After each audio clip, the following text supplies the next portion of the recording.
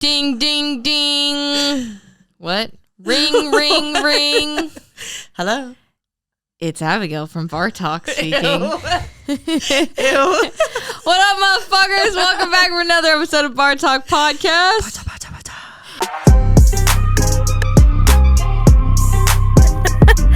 Oh my God, what are we doing?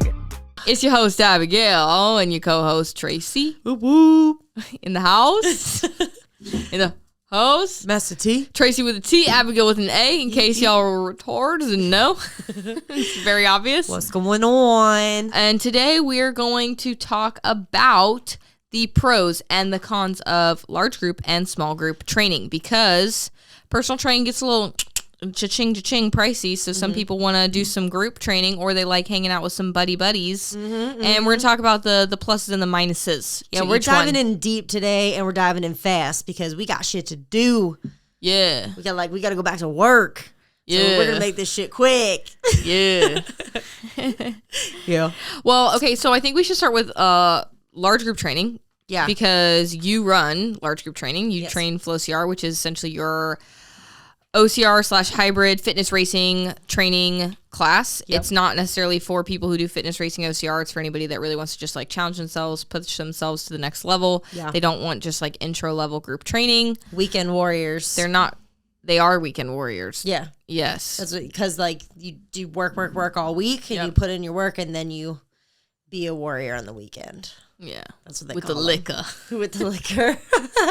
No, with everything. Speaking of liquor, Dry January is still happening, and we just want to give a shout out to Go Brew because they got some awesome shit. Yeah, they've got a couple non-alcoholic beers, IPAs, things of that nature. I'm going to crack one open right now while we're talking. Which one should I use?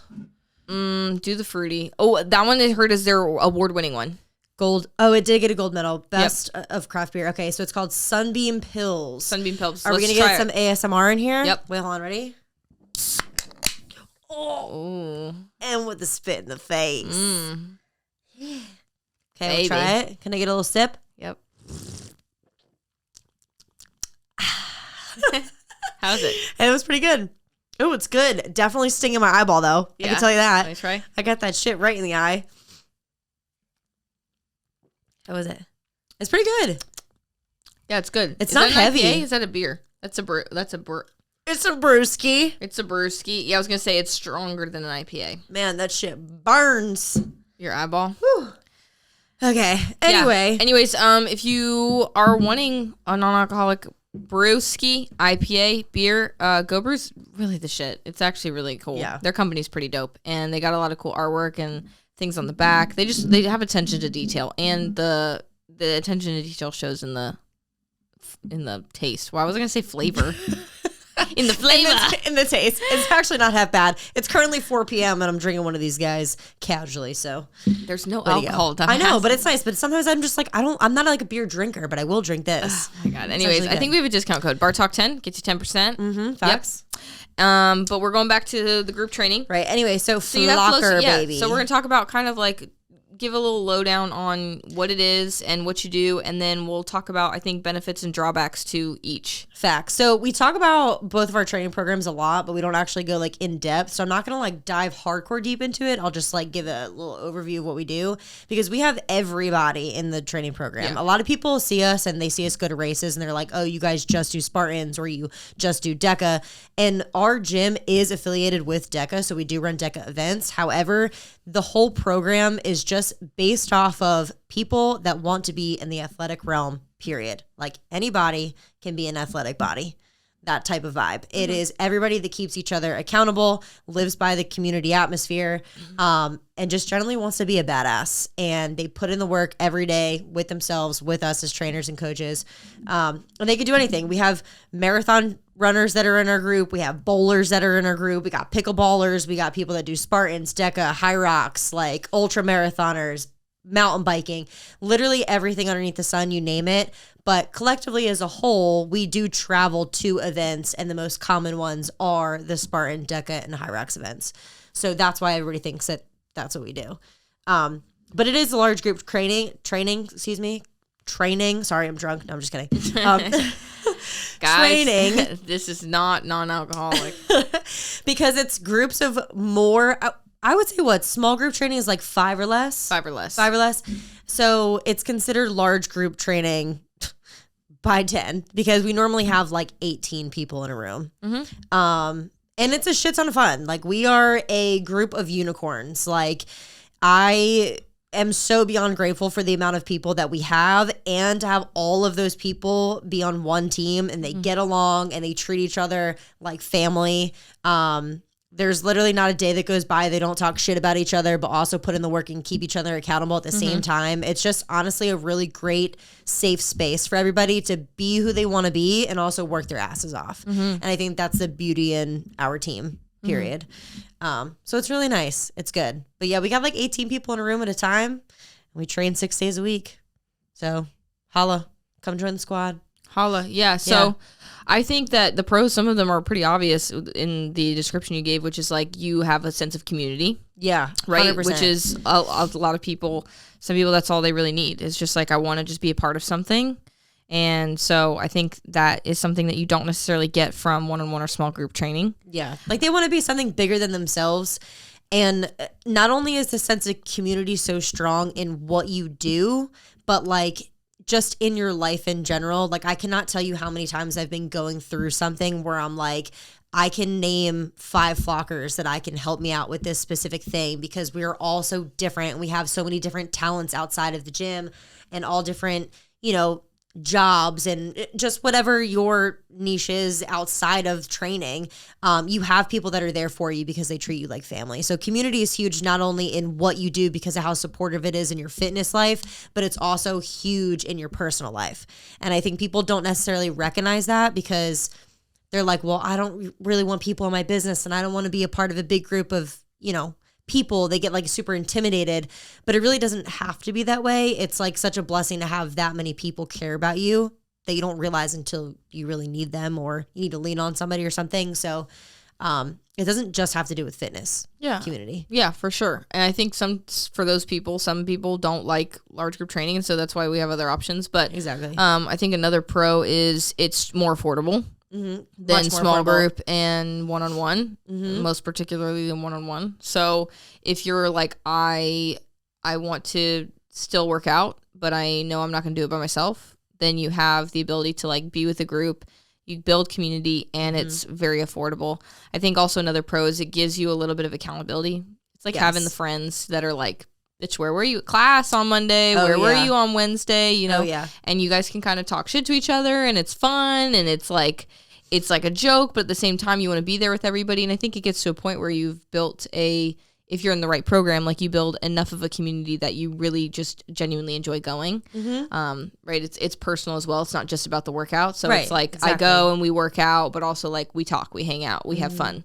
So I think those are some of the large pros too. Yeah. And also it's, like having a large group training space, especially one that's run by specific class times and not just like small group training, for example, you still schedule it kind of like personal training where you're kind of scheduling around your people.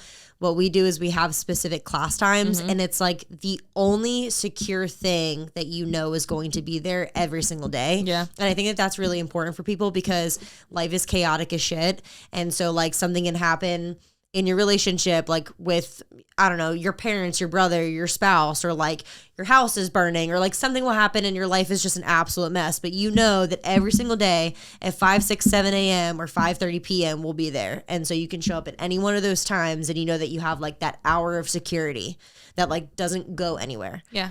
It adds a sense of structure to your day. Yeah. I think that humans do well with at least a little bit of structure and routine. Hell yeah. I do, even though I don't have it. Jesus Christ. Tracey, I don't know how you live sometimes. I try. Didn't we just talk about this yesterday? Yes, we just did check out Dude, I blacked out that whole time. Check out the StreamYard podcast on Hunter McIntyre's YouTube. We were on last night with the BarTalk girls. Yeah, BarTalk girls were on Here to Party Sports. You can look it up by Here to Party Sports, but it also goes on if you go to Hunter McIntyre's YouTube and look at his podcast. I'll put it in the link description below for you guys, but they're a ton of fun. Yeah, we just like cut it up. We are literally on there. We've been on there, 3 times now? 3 times. And every single time, we are the longest podcast that really they have. Yeah, dude, we were almost on for 2 hours last night. Really? Yeah. I didn't even notice. I don't know what the average runtime is for the other podcast. Like an hour. Really? Whenever it gets to be an hour, he's like, we've hit that hour mark. And we just keep talking and talking. And I think it's just because we cut it up so well. And they're just they eat that shit up. Yeah. And sometimes it takes a little bit to warm up. I think last night, we had probably 10 minutes at the beginning where we were just all dead to the world. And then as it went on, we were just and started going crazy. I know. Hunter took off his pants and his shirt. He basically got naked. Yeah. And it was for the Vemos, which Abigail's Venmo is out there. So in case anybody wants to buy us some complimentary coffee, here we are. No. Plug. No, I'm just kidding. Not kidding. It was the Venmo was thrown out on the podcast. It was a good time. So yeah, you guys can check that out. I also was half dead because I literally was down bad, sick. And so I was in bed all day and we had the podcast at 7 p.m. I literally had things to do, had errands to run. But when I tell you I was grogging and basically foaming at the mouth and spilling at the nose, I was holding my flu ass together. And he FaceTimed me afterward and he was just you're super quiet. And I was like, yeah, I've been in bed all day and just got out of bed for this. So you're welcome. I'm still snotting. I literally don't talk to him otherwise. That's why I think it's so funny. Y'all you guys are such sociable people. You would hate it. Hunter, literally, I do not communicate with him outside of podcast or a business. And it's so funny because you're like, I never talk to him ever. And I'm like, if you talk to him the amount that we talk, you would hate it. I wouldn't respond. She doesn't even answer my phone calls. Yeah, I don't answer her DMs. Well, and that's the thing. I feel I don't blame him because he sent me reels and I just won't respond. No, I send her the best DMs and she does not even respond. She gives me an LOL. And I'm like, bitch, I sifted through the internet to send you this prime ass DM. No, you were scrolling and you thought of me. Listen, done with you. Come on. I'm done with you. You cannot tell me the cat one that we were talking about yesterday where it was literally you and all you said was LOL. And it was the perfect Abigail meme. It was all these people, you can hear them in the background at the bar, and this cat was just mean mugging on the side of the road, and it was me late at night watching my friends. And it had these mean eyes, and she just responded with a heart. And I was like, is she fucking kidding me right now? I was pissed. I immediately went back and sent it to a bunch of other people just so I could get people to respond. Oh my God. It's so hilarious too because one of my clients, Tyler, who's also part of Flow CR, we call him BroCat, but he'll send reels so much and it's so funny because man, I'll tell you, I've never seen a dude so dedicated in my life. He continues to send me reels and he literally will take he's like, Abigail, the ratio, you for every 10 I get 1 reaction. Dude, it got so bad. I don't even watch them. It got so bad that I swear to God, I think on accident, he messaged, he messaged me and Alana in a text about the present that he gave us, for Christmas, trying to get us to give us our Christmas presents. And I guarantee you, because I've noticed this, that you don't answer so much that he's just fuck it, Abigail is along for the ride anyway. She ain't going anywhere, so I'm just going to text these 2 bitches because she ain't going to respond to me anyway. Yeah. So he literally will throw things in the group chat with just us 2. And I'm like, Abigail isn't even here anymore. No. She's here. She will not respond. So that's why he's texting us too. Everyone knows I hate fucking group chats. And I got added to another one with Kat, Denise, and Tyler again this morning. And I was like, you motherfuckers know I hate group chats. I know. And Kat was like, I had to do it. You literally are the type of person that need a phone for you and a work phone. Yeah. That's what you need. Yeah. You were a prime candidate. But see, this is the problem. Can silence everything. This is the problem, is if I had a personal phone and a work phone, I would literally never touch my... Oh my God. That shit almost fell. I would literally never touch my real phone. I would only have my work phone. And I'd be like, if anybody makes a fucking group chat on my work phone, I'm blocking their number. I'd be like, Abigail, come out tonight. She'd be like, sorry, I didn't see it. I was on my work phone all night. 100%. It would just become my new personal phone. Fuck all of you. That's amazing. Anyways, the downsides to large group training. Stay on it. We don't have that much time. I dare you to take a sip of your water right now, bitch. I'm trying. Don't make me laugh too hard because my lips are gonna fucking bust. She's got the herpes. I got herpes. I got fucking herpes. Yo, I got whacked on the street. 2024. Take a sip of water, bitch. I dare you. Okay, wait, pause. You motherfucker. My lips are so dry. That's a plug for Joey. My teeth are so dry. Oh my God. Anyways, the downsides to large group training. One, you don't get as individual of attention on you. Yes. Right? So I think the programming has to be a little bit. One, the training quality is going to go down slightly because you just genuinely can't have individual eyes on 18 people at once. Right. And two, I think the programming is going to become a little bit more general, right? Because you can make modifications here and there, but generally speaking, you have to, again, program for 18, 20, 30 people in a room. And so there's really only so much you can do in terms of programming. So there's going to be movements that might not benefit you or could benefit you more if you do it a different way or if you do it in a different order or whatever that small group or one-on-one trainings those things would provide you that large group just isn't going to give you. Yeah, absolutely. Sheerly because of the numbers. Absolutely. It's like there's so many different variables that people don't take into consideration, like reading the room, the amount of time that you have, the amount of people that you have, the amount of space that you have, like all of those things, being able to control the masses. And at the same time, like you said, giving a structured program that's going to give people the best results in a group setting. However, you have to be like adaptable because as like a trainer or as a coach, really, you're telling people that this is their programming and how they work that programming is going to be tailored for themselves. So, for example, somebody like Mac and Rich, who is two of the guys that are in our program that are maybe higher level than a couple other people, the way that they do the exact same workout as somebody else is going to be very much different if they give in the intensity that they need to versus the next person. And you just have to constantly keep reminding people that so that way they can give their best effort towards the same workout and get different results. Yeah, and that's why I have a couple of the FlowCR people do one-on-one or small group with me because they love the group and they love the community, but they also understand that they need a little bit more individual attention. Yeah, or like form correction and stuff like that. Like those things, personal trainers obviously you very much would need and that you don't get in a group setting. Yep. So I think that's probably the largest downside. Also, flexibility of schedule. Yeah. If you have a class time, right? Like the one good thing is it provides structure. But the one bad thing is if that structure doesn't work for your schedule, then you're fucked. So it's like these are the times we meet. Yeah. Make it or don't. And there are a couple people that I know love FlowCR and what it stands for, but the times are just like don't necessarily work and that for them. Sucks, man. Because I wish I can give everybody. The one thing that is a double-edged sword that I will say about large group training is that you are in a group of people that, we keep touching on this, but that you treat like a family.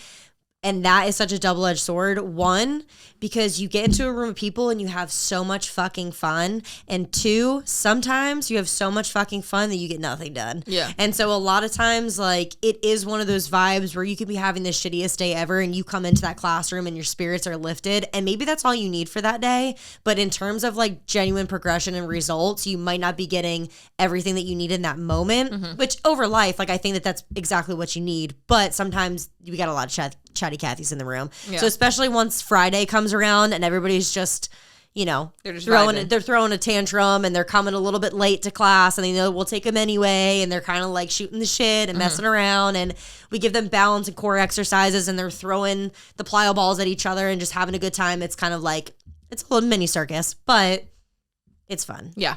So it's kind of like, it's a double-edged sword sometimes. Yeah. Yeah.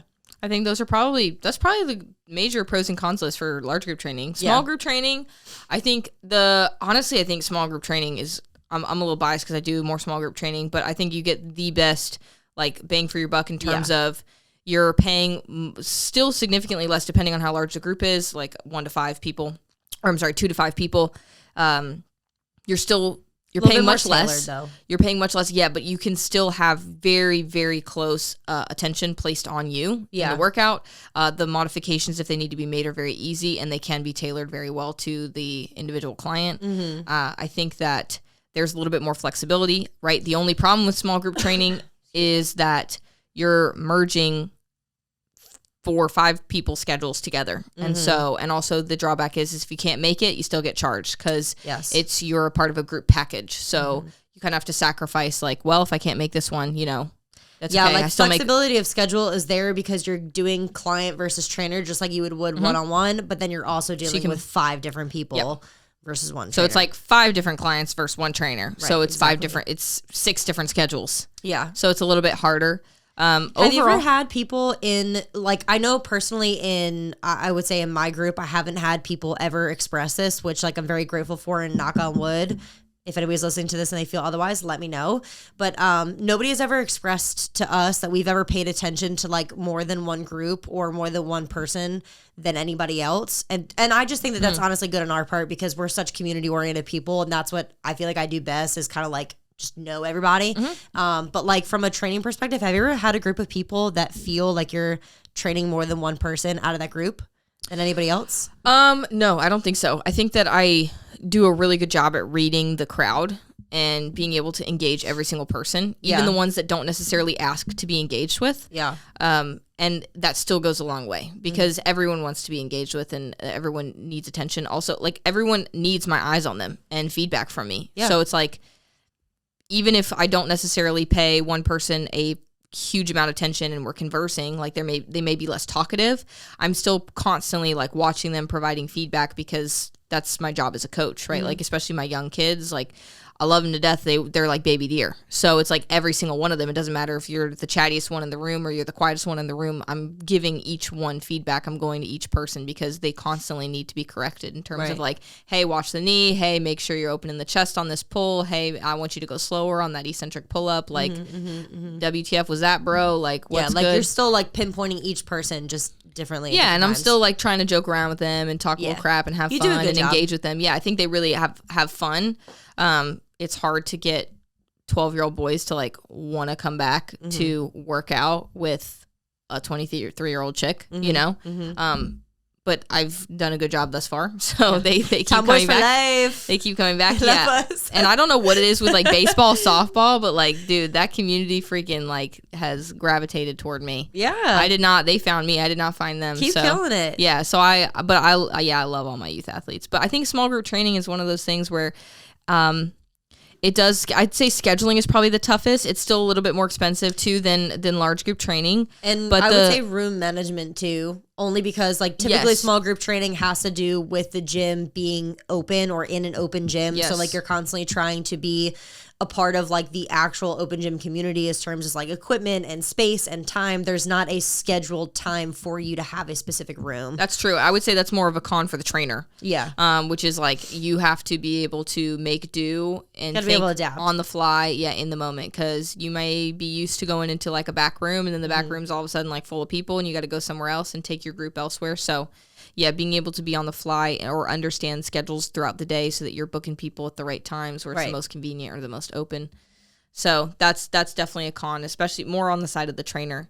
But I'd say there's a lot of pros. Like, small group training is, like, basically personal training, but cheaper, which is really nice. You also get to hang out with people. You're still building community. You're still hanging out with some of your homies. So I think that's a lot of fun. People enjoy it. Same with partner personal training. I'd say pros and cons list is really very much the same. One-on-one is the best if you need the most individual attention and you have the money to invest in it. Yeah. Always. One-on-one training is always going to be a little bit more expensive, but then again, you necessarily get what you pay for. So if you have a good quality trainer and you have, you know, specific things that you have to go over, get a one-on-one trainer. Yeah. You know, it's like kind of like moving down the list. Like, if you have the absolute most, or you need the most individual attention, or you're just that type of person that does not like groups, period, and you would rather have all eyes on you, then you should invest in that amount of money to have exactly that. If you don't want that and you want, like, maybe somebody else with you, you don't necessarily need all the attention, but you need some attention to detail, then go with small group personal training. And if you're looking for, I wouldn't even say no detail, because we definitely pay attention to all of our people, but that's just more general programming. It's more general programming, but it's also tailored to the individual if they need it and as we see fit, and you're kind of, like, ingested into a community, then that's the next stage. You know what I'm saying? So they're all for different purposes and different reasons. They all have their, you know, benefits. And the first one-on-one, you get the most, obviously, flexibility in terms of scheduling, right? Because it's just you get all of the attention placed on you, any of the programming questions, like, everything is about you for that half hour that is being undertaken. I would say, me personally as a trainer, I recommend and prefer small group, always, like, king. For sure. 2 to 5 is, like, my favorite. I think that I can continue to do my job very, very well, like, and make it pretty freaking individual. I also can be more efficient. I can help more people at one time. So, And most people enjoy it because it's like way more affordable, and they're also still getting like really good quality service. Your energy pulls in small group training. I am like the loudest person in the entire gym at all times, and so I'm like team large group. Yeah, and I love I'm like team energy as fuck. Yeah, you're like, let's go for this hour, and then I'm bye. Yeah. I'm like, team, let's get this. Oh, yeah, we didn't touch on that either. So, like, large group training, and I guess this might be different depending on, like, where you actually train. But large group training, we train for an hour. Small group training, y'all train for half. Or an hour. Just depends on what people want to pay for. And then one-on-one training is normally a half hour. Or an hour, depending on what you want. So, it's kind of like just depends on the client, what you have. But because you have a scheduled block for large group training, you also have scheduled time blocks. So, it's like an hour long. Yeah. Yeah. But I'm team high energy at all times. Yeah, I'm actually with my group. I would say too. For me personally, I'd say I'm more engaged when it's small group because I am giving individual attention all at once. So it requires more of my focus and attention and energy. And I'm just naturally more engaged when I'm in a small group setting. I think I do better, honestly, as a coach when I'm in a small group setting, potentially even more than one-on-one. So there's all of because you have like more going on, you know.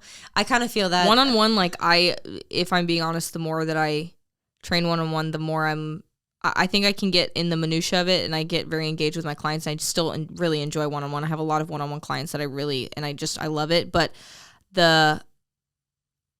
selfishly, I think that a lot of my clients could do small group, or they could do one-on-one online. Like, they're actually fairly autonomous, and I'm really only there for, like, correction or conversation. Accountability, And accountability, And so, in some ways, it can get a little bit boring because I'm sitting there and I'm like, they know what to do. I know they know what they're doing. Like, you've had them for so long that they know exactly what they're doing wrong. But that's kind of, like, also the beauty in it, though. Like, you taught them so well that they don't necessarily need to be taught. No, and you're like, hey, what are you doing? They're like, oh, shit, sorry, I know, hips up. And you're like, okay. It's incredible. Whatever. It's really, I mean, it makes me like very honored that it's like people would want to train with me for that long and continue to train with me and trust me. And the fact that I've built them in a way where they've become much more autonomous as people, right? Because that's my job. It's like to get to them to a place where I'm like, you don't need me and you can have me if you want me, but you don't need me anymore, you know? So, but that's where I guess online training comes into place, which is like, I'm there, I'm still coaching you, I'm still looking at all of your stuff, you're still communicating with me all the time, and I can still check in with you anytime, but I'm not physically present with you. I'm just doing all of your programming, any updates, any check-ins, things of that nature. So that's like, usually when my clients become fairly autonomous, I always either suggest small group training with them or an online situation. It is more like, I would say, just like from a trainer perspective, like I know that you like small group training and I like large group training, but I think it's just because it constantly keeps us on our toes. And so like you're constantly working. And like you said, it's not that it becomes, you just feel like kind of stagnant doing one-on-one training a lot of the times. You know what I'm saying? Like you said, like you're just there for like the accountability part of it. And I feel like a lot of one-on-one clients, like you said, would enjoy small group training because they have that like different style of training. It like puts them in a different perspective. But I've become like the queen of like mirrors in our gym. Like, it's so funny. The elevate room that we have and the back room that we have is surrounded by mirrors. And so like I've become the queen of like somebody could be doing something across the room and I can like look through a mirror into the other mirror and I can look at them and be like, no. And then like that person will immediately turn around because they know that they were doing something stupid and look at me and be like, they'll just move in a different direction. And I'm like, yes. And then you have like 18 other people over here that you have to like sift through in the seas of, you know, flockers. And I could just like look through the mirror and be like, no, yes, sounds good. You're in the wrong spot. And like, you're constantly back and forth, you know? Yeah. I will say the one thing that I did that like I was notorious for, because I used to teach large group. I've done one-on-one, small group, and large group training.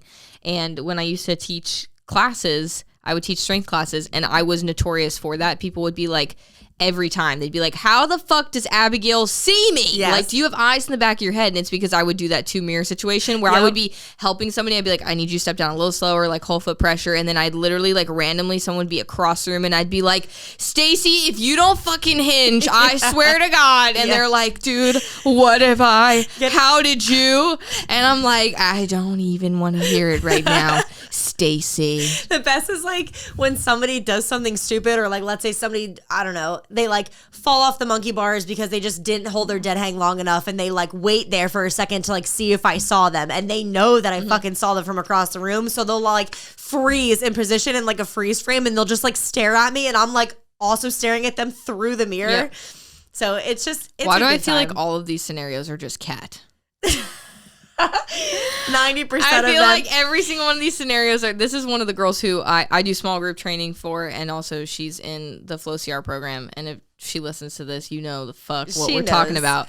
But I feel like every example you're giving right now is just cat. It's all of them. They all are the same. And actually, so I was like sick at like the last couple of days, and so I didn't end up coming into work on Monday, which was yesterday. Holy shit, today's only Tuesday.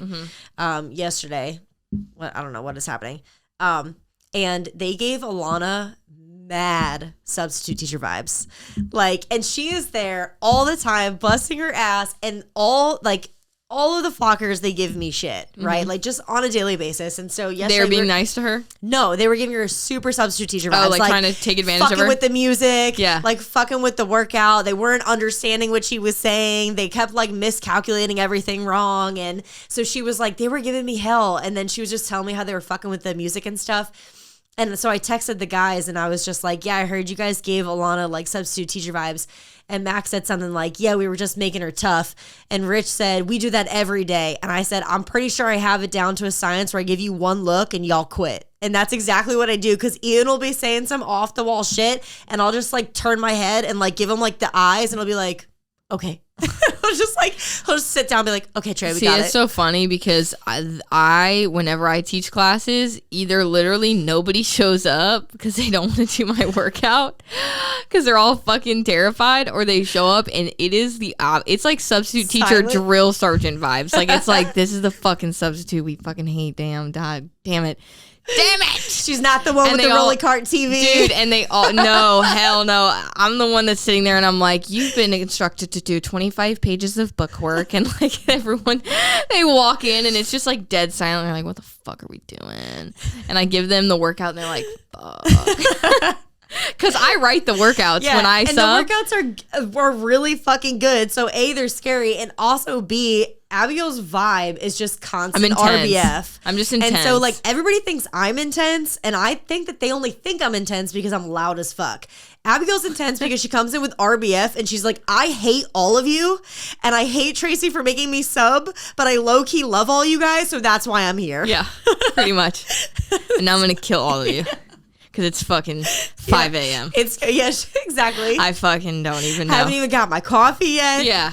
I got to shit. Y'all fucked up my shitting schedule. Exactly. Fuck you guys. Pissed. Yeah. She's pissed. I'm so angry right now. So I think those are we went off on a few tangents, but those are some of the pros and cons to one-on-one, small group, and large group training. I have a question that I'll ask you that has to do with this. Okay. I got 2 of these yesterday morning.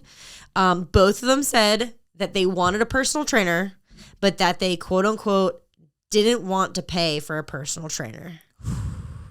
Ooh, I have strong feelings. So do I.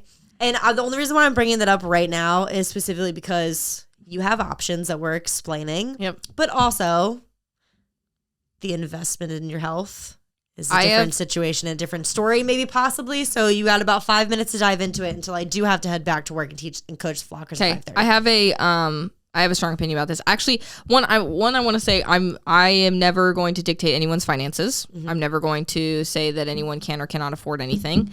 And I'm also not somebody that's going to ever convince clients to come train with me. We're not going to beg on our hands and knees. No, I think that I would like to train a client that wants to be trained and wants a personal trainer and understands the value that I provide. So in my case, it's like, if you do not see value in what you are purchasing, then I have done something wrong. I have not shown you value, and I don't want you to buy the product if you don't feel confident in it. So I want to start with that. With that being said, if you think that personal training is too expensive, 1, you have other options, and 2, I think that you should really think about what the fuck you're paying for in your life. Mm-hmm. And I also want you to think about whether you consider personal training an expense or an investment. And there is a huge fucking difference. An expense is your phone bill. An expense is your car payment. An investment is personal training. I actually have a really good example that just happened recently that I'm gonna write about and blog about. But I had a client who she did see the value in training. She trained with me. Now I will say all of my clients that I retain the least amount of time, I still actually usually retain them for far longer than I anticipate. But they're the one time a week clients. It's just one time a week don't work. Right.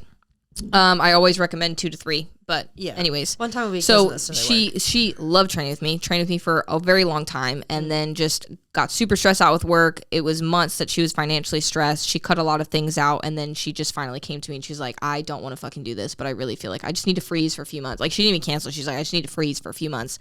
I was like, okay, like, there's no pressure, like, whatever, and a few months later, right, her account unfroze, and she came back to me and she was like, I don't even know why I did that. And I was like, why? You got your finances figured out? And she's like, no. I don't have my finances figured out. But guess what? I fucking look like shit. I feel like shit. I'm like not as productive in my life. Mm-hmm. And I've spent just as much money on chiropractic appointments. Mm-hmm. Like, people spend so much money on doctor's appointments, chiropractic appointments, massage appointments, medications, right? Supplements, all of these things. And it's like, tally up that fucking bill. And all you needed was movement. Tally up the bill that it takes, like, that you pay for when you go out for drinks or go out to dinner, and how often do you pay for that? It's like all of those things are expenses that I think could very easily be placed into training. I have actually somebody that I just signed on for online training, and she has only been with me for a week, and already she's like, why the fuck people say that they can't afford this shit? They're all fucking lying. Yeah, I mean, like, don't get me wrong. Like, on paper, it does look like a lot of money. Like, when you see something that's done in a lump sum, it does look like a lot of money. But I will tell you, in the majority of places that you go, one, you never have to pay that amount of money up front at one time. You can always do split payments. You always don't even have to have the amount of sessions like 3 times a week. You can go down to 2 times a week. And sometimes you just are able to work with your trainer and be able to buy a lot of sessions that you're able to schedule out accordingly, adjusted for you. But then again, it's also an investment. So, like, when people see it on paper and they're like, oh my God, $300, $400 a month, whatever it is, it doesn't matter.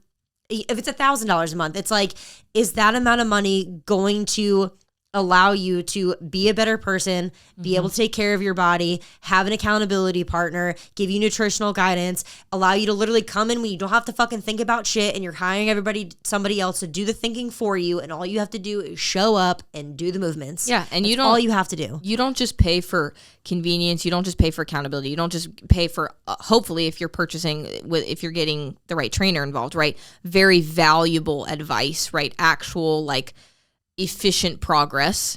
You're reaching goals, but also it's like that moves all of the things that happen in the training room project outward on life. Like, you feel less pain, you move better, you feel better, you have a better attitude, you get better relationships with people, you start eating better, you have a better relationship with food, you start looking better, you start having a better relationship with yourself, you start feeling like you have more energy, you become more productive at work, you have more joy, you have more hope. That translates actually, honestly, to the workplace monetarily, right? So it's like, for all I know, this is not just an investment on your health and longevity and the way you feel about yourself and your relationships and all of that, but also, like, it's potentially an investment that moves into the actual monetary realm. Like, it is an investment on money, on the money that you make and the productiveness that you produce when you're at work. And I think it's just, I'm biased, but man, I think it's invaluable. I really think that if you want to make it fucking work, you will. And if you want to, you know what, put in the fucking decade